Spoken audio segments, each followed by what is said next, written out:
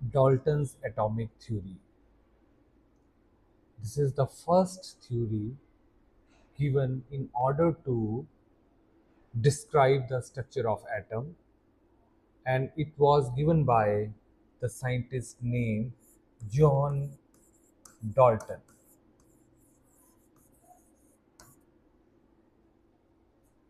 Atom. Atom is considered as a building block of matter. तो Dalton जो थे उन्होंने सबसे पहले इस थ्योरी को बताया कि एटम क्या है। तो अकॉर्डिंग टू डाल्टन जो एटम है वो एक स्मॉल पार्टिकल है जिसको उन्होंने एलिमेंट्री पार्टिकल कंसीडर किया। तो डाल्टन के अकॉर्डिंगली एलिमेंट्री पार्टिकल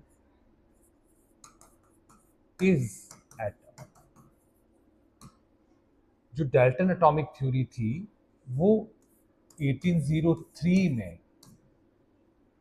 गिवन थी, बताई गई थी, लेकिन कुछ जो ये बुक पब्लिश हुई थी इनकी वो 1808 में हुई थी। तो कहीं 1803 बोला जाता है कि जब इन्होंने डाल्टन एटॉमिक थ्योरी दी थी अपनी, और कई बुक्स में 1808 जो है वो मेंशन है कि जब ये बुक पब्लिश हुई थी उनकी, जिसमें इन्होंने एटम की थ्योरी जो दी थी। तो अकॉर्डिंग टू डाल्टन्स क्या बोला गया कि जो एलिमेंट्री पार्टिकल है मैटर का दैट इज एटम। दूसरा बोला गया कि atoms can not be created as well as destroyed. Atoms को ना ही बनाया जा सकता है और ना ही डिस्ट्रॉय किया जा सकता है इन अ रिएक्शन, जैसे केमिकल रिएक्शन की बात। तो उन्होंने ये भी बोला था कि जो केमिकल रिएक्शन होता है, जो केमिकल रिएक्शन होता है that is due to transfer of atoms, due to transfer, या बोल सकते हैं कंबाइनिंग ऑफ एटम्स। और ये जो एटम्स होते थे ये कंबाइन करते थे इन होल नंबर रेशियोज। जो एटम्स थे वो कंबाइन किए करते थे in whole number ratios, whole number ratio combination.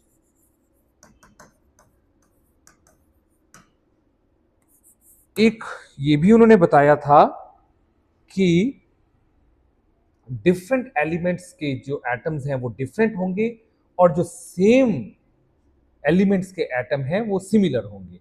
Means atoms of different elements are different,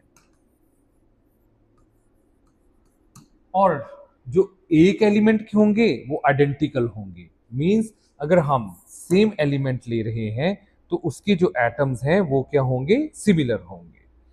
बाकी कंपाउंड्स कैसे बनते हैं, तो मैंने बताया कि जो कंपाउंड्स हैं they are formed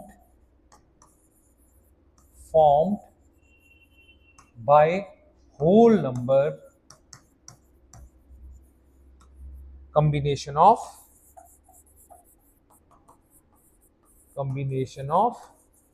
atoms। Okay, तो ये तो थी सिंपल थ्योरी जो डाल्टन्स ने दी थी, एटॉमिक थ्योरी। अब इसकी कुछ लिमिटेशंस भी थी। मींस ये तो फर्स्ट प्रपोज्ड थ्योरी थी, उसके बाद थॉमसन आए, उसके बाद रदरफोर्ड हुए, उसके बाद बोहर हुए। तो ये शुरू का कॉन्सेप्ट था कि एटम्स, उस टाइम क्या था, उस टाइम सब एटॉमिक पार्टिकल्स का पता ही नहीं था कि जो एटम है वो किन सब एटॉमिक पार्टिकल से मिलकर बना होता है। तो लिमिटेशंस क्या थी, लिमिटेशंस तो बहुत सारी लिमिटेशंस थी, क्योंकि ये अगर हम आगे के मॉडल्स देखें तो वो तो एक थॉरो स्टडी था, लेकिन जो उस टाइम डेल्टन्स के जो एटॉमिक मॉडल था उसकी लिमिटेशंस क्या थी? जो डेल्टन्स एटॉमिक थ्योरी थी, नो इंफॉर्मेशन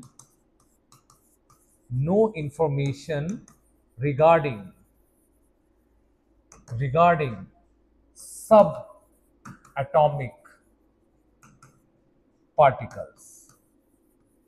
सब एटॉमिक पार्टिकल्स कौन कौन से? जो एटम के हैं, जैसे इलेक्ट्रॉन, प्रोटॉन, न्यूट्रॉन एटसेट्रा। इसकी कोई इंफॉर्मेशन जो थी वो डाल्टन्स एटॉमिक मॉडल में नहीं दी गई थी। ना ही आइसोटोप्स की कोई इंफॉर्मेशन नहीं थी। देखो क्या बोला गया था कि जो डाल्टन्स ने बोला कि जो एटम्स हैं वो एक एलिमेंट जो होगा उसके आइडेंटिकल होंगे, लेकिन अगर हम हाइड्रोजन की बात करें 1H1, 1H2, 1H3, ये these are the isotopes of hydrogen. तो ये हैं तो एक ही एलिमेंट के, but they all are different.